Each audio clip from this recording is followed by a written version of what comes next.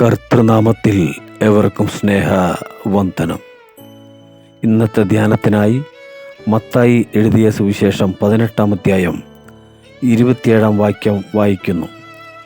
അപ്പോൾ ആ ദാസൻ്റെ യജമാനൻ മനസ്സലിഞ്ഞ് അവനെ വിട്ടയച്ചു, കടവും ഇളച്ചു കൊടുത്തു.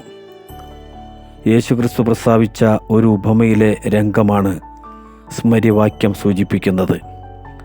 മത്തായി എഴുതിയ സുവിശേഷം 18-ാം അധ്യായം 23 മുതൽ 35 വരെ നമുക്ക് ഈ ഉപമയെപ്പറ്റി വായിക്കാവുന്നതാണ്.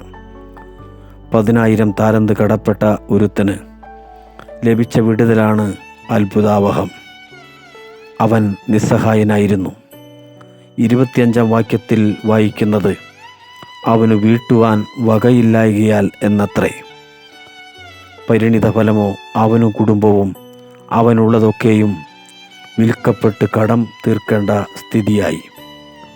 പാപിയായ ഒരുവൻ്റെ ചിത്രമാണ് ഇവിടെ തെളിയുന്നത്. പാപത്തിൻ്റെ കടം പേറാത്ത ഒരുവനും പാരിലില്ല എന്നതാണ് സത്യം. എന്നാൽ 10,000 താലന്ത് കടംപ്പെട്ട മനുഷ്യൻ തടവിൽ നിന്ന് മോചിതനാകുന്നതും കടം ഇളച്ചു കിട്ടിയതും ആരെയാണ് അതിശയിപ്പിക്കാതിരിക്കുക? പ്രിയരെ, 10,000 താലന്ത് കടപ്പെട്ടവനോടുള്ള മനസ്സലിവ് ഇവിടെ ചിന്തനീയമാണ്.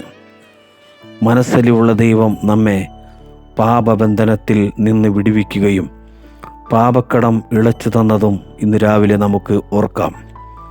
കരുണാസമ്പന്നനായ ദൈവം നമ്മെ സ്നേഹിച്ചു.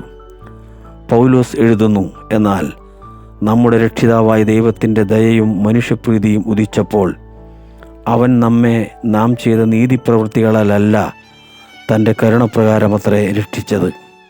തീത്തോസിന് എഴുതിയ ലേഖനം 3-ാം അധ്യായം 4-5 വാക്യങ്ങൾ.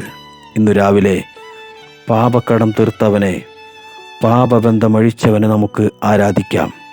ക്രൂശിനെ ധ്യാനിക്കാം. അവിടുത്തെ വലിയ നാമം വാഴ്ത്തപ്പെടട്ടെ. ആമേൻ.